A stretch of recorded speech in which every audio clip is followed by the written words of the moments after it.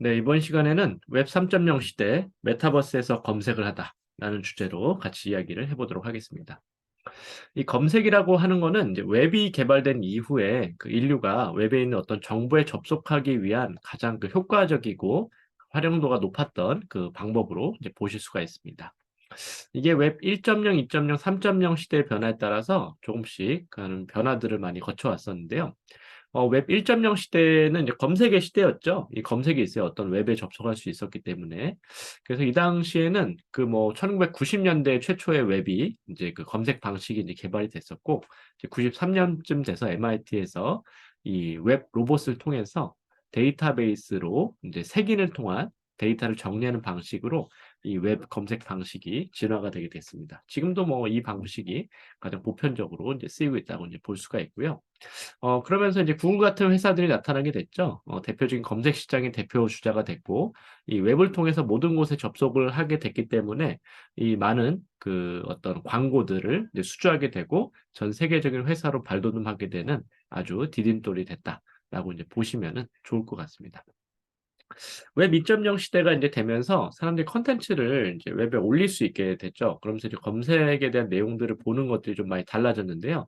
예전에 웹페이지 자체를 만들어냈지만 이제는 블로그 같은 것들을 개설해서 사용자들이 자신이 다녀왔던 경험이나 이런 것들을 사진과 텍스트를 올리면서 또 아니면 어떤 제품들을 써본 리뷰들을 올리게 되면서 파워 블로거들도 나오게 되고 이제 검색을 통해서 경험담들을 실제 검색해 보고 내용들을 확인하는 형태로 검색에 대한 내용들이 많이 바뀌게 됐습니다.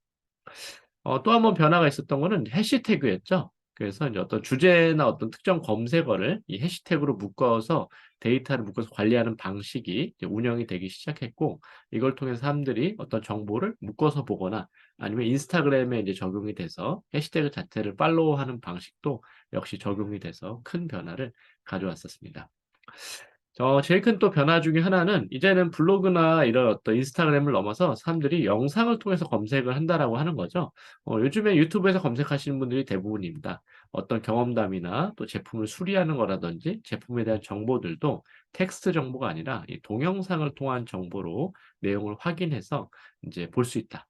그리고 여행 같은 것도 아주 멋지죠. 여행 가서 A to Z에 대해서 이미 다녀오신 분들이 영상을 다 찍어 놨기 때문에 영상으로 간접 체험할 수 있다는 점에서 굉장히 큰 변화를 가져왔다고 볼 수 있습니다.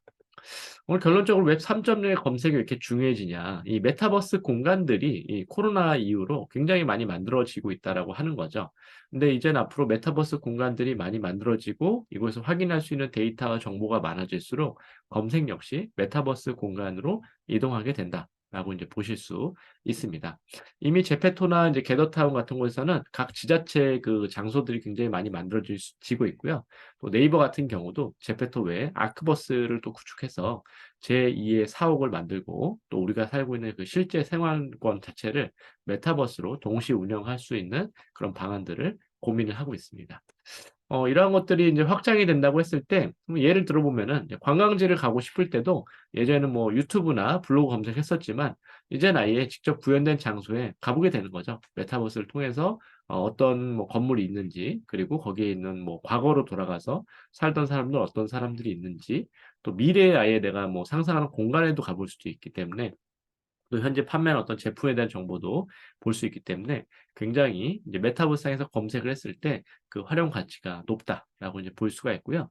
지금은 이제 제페토나 이런 것들이 좀 굉장히 단순화했기 때문에 확인할 수 있는 어떤 정보량이나 현실성 같은 것들이 떨어지는데, 앞으로 이런 부분들이 굉장히 높아지는 서비스들, 메타버스 공간들이 나온다고 하면은 수집할 수 있는 정보의 수준이 굉장히 높아져서 검색을 하고자 하는 분들이 더 많아질 것들로 보여집니다.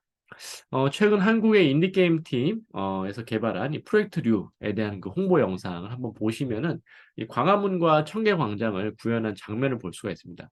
저도 보고 깜짝 놀랐는데 여기 보면은 그 동네 골목길, 뭐 복도식 아파트 이런 것들 보면은 이게 진짜 영화인지 현실인지 구분이 안 될 정도로 엄청 디테일하게 벽돌 하나하나까지 표현한 것들을 볼 수 있습니다.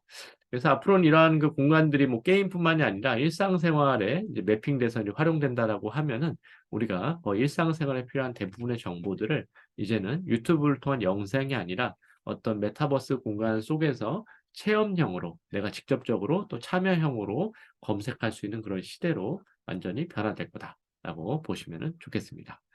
네, 이상 마치겠습니다. 감사합니다.